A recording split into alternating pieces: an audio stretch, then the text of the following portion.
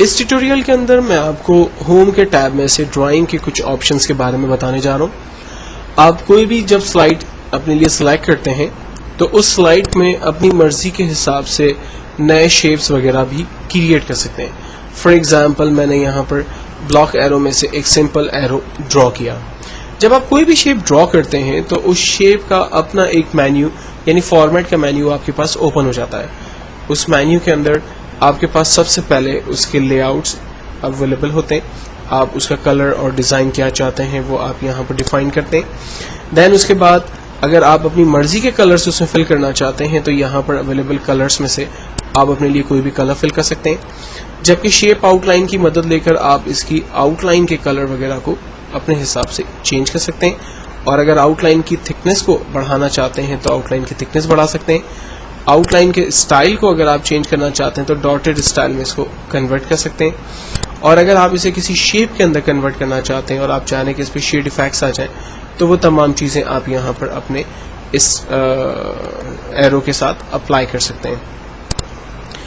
Right, अब तमाम चीज़ें अप्लाई कर लेने के बाद फाइनली जब आप सोचते हैं कि ये सिंबल फाइनल है तो देन आप उस पर मजीद कोई एक्टिविटी न करें और देन अपने टेक्स्ट अपनी एरो को फाइनल समझें।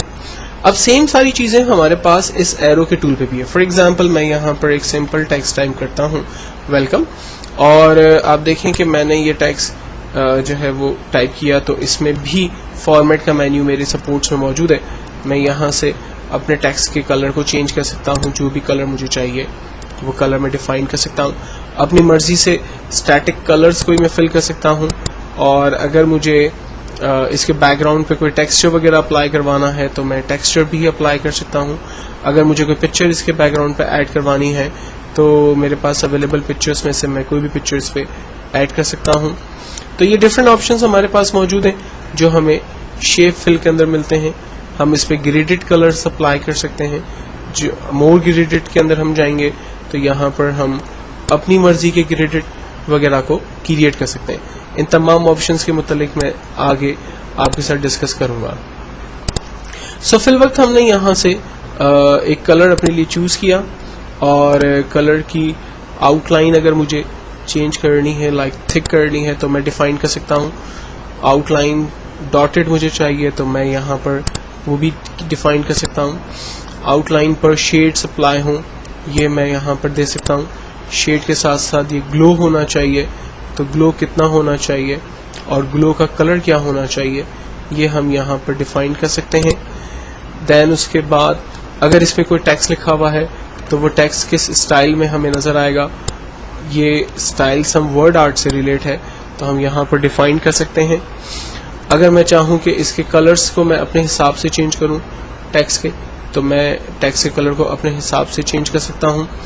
अगर इसकी आउटलाइन को मुझे चेंज करना है तो मैं आउटलाइन को चेंज कर सकता हूँ, और टेक्स्ट को अगर मुझे ग्लो और उस पर शेड्स वगैरह अप्लाई करने हैं तो वो तमाम चीज़ें भी यहाँ पर इस पर अप्लाई हो सकती हैं।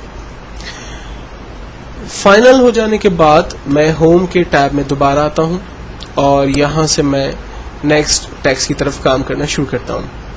हमारे पास नेक्स्ट ऑप्शन अवेलेबल है send to back, beginning to front. आमतौर पर ये ऑप्शन जो है वो शेप से रिलेट बड़े काम आते हैं। बाज़ वक़्त ऐसा होता है कि हम जब कोई दो शेप्स क्रिएट करते हैं, फॉर एग्जांपल मैंने ये दो शेप्स क्रिएट किए और मैं ये चाहता हूँ कि ये वाला जो शेप है, एरो है, ये मेरी इस एरो के ऊपर आ जाए, तो हम अरेंज के अंदर जाकर इसे बिगिनिंग टू फ्रंट कर देते हैं। आप देखें ये एरो जो है वो फ्रंट पे आ गया और ये एरो बैक पे चला गया। इसी तरह से इसे पीछे ले जाना है तो हम सेंड टू बैक की कमांड का इस्तेमाल करते हैं, जिसकी वजह से ये एरो वापस पीछे की तरफ चला गया। क्विक स्टाइल में जाकर अपने इस एरो को हम मजीद स्टाइल देना चाहें जो मैं पहले ही आपके साथ डिस्कस कर चुका हूँ। कलर, आउटलाइन, शेप्स, इफेक्ट्स भी मैं आपके साथ पहले ही डिस्कस कर चुका हूँ। नेक्स्ट हम चलते हैं फाइंड रिप्लेस की कमांड की तरफ। किसी भी टेक्स्ट को अगर आप ढूंढना चाहते हैं आप फाइंड की कमांड पर क्लिक करते हैं। फॉर एग्जाम्पल मैंने एक टेक्स्ट टाइप किया हुआ है XYZ, मैं चाहता हूँ उस टेक्स्ट को सर्च करे। जैसे ही मैंने XYZ लिखने के बाद फाइंड नेक्स्ट के बटन पर क्लिक किया, उसने तमाम प्रेजेंटेशन की स्लाइड में टेक्स्ट को सर्च करना शुरू किया और जहां उसे पहला टेक्स्ट XYZ मिला उसे हाईलाइट करके दिखा दिया। अगर इस स्लाइड के अंदर, प्रेजेंटेशन के अंदर मजीद XYZ कहीं पर मेंशन होंगे तो फाइंड नेक्स्ट की कमांड को बटन को प्रेस करने से वो उस टेक्स्ट को हाईलाइट कर देगा, अदरवाइज आपको कहेगा कि power point has finished searching the presentation. Text को सर्च कर लेने के बाद अगर आप उसमें कोई चेंजिंग करना चाहते हैं तो यहाँ पर एक और ऑप्शन हमारे पास अवेलेबल है रिप्लेस का। फॉर एग्जांपल मेरी बैंक का नाम XYZ की जगह Z है, तो मैं यहाँ पर उसका नाम चेंज कर लेता हूँ और Z कर देता हूँ। फाइंड नेक्स्ट की मदद से वो टेक्स्ट को हाईलाइट करेगा। अगर आप समझते हैं कि इसी टेक्स्ट को रिप्लेस करना है, चेंज करना है, तो आप रिप्लेस के बटन को प्रेस कर सकते हैं। रिप्लेस की मदद से वो इस पर्टिकुलर टेक्स्ट को चेंज करेगा, जबकि रिप्लेस ऑल की मदद से पूरी प्रेजेंटेशन के अंदर जहां जहां भी उसे XYZ मिलेंगे वो उन तमाम को चेंज कर देगा। फाइनली मैंने अपने XYZ के टेक्स्ट को चेंज करके Z के टेक्स्ट के अंदर कन्वर्ट किया और इस रिप्लेस की विंडो को मैंने क्लोज कर दिया। यहाँ पर इस बात को भी ध्यान में रखें कि जब आप फाइंड की कमांड को इस्तेमाल करते हैं तो फाइंड की विंडो के अंदर ही आपको रिप्लेस के ऑप्शंस भी मिल जाते हैं।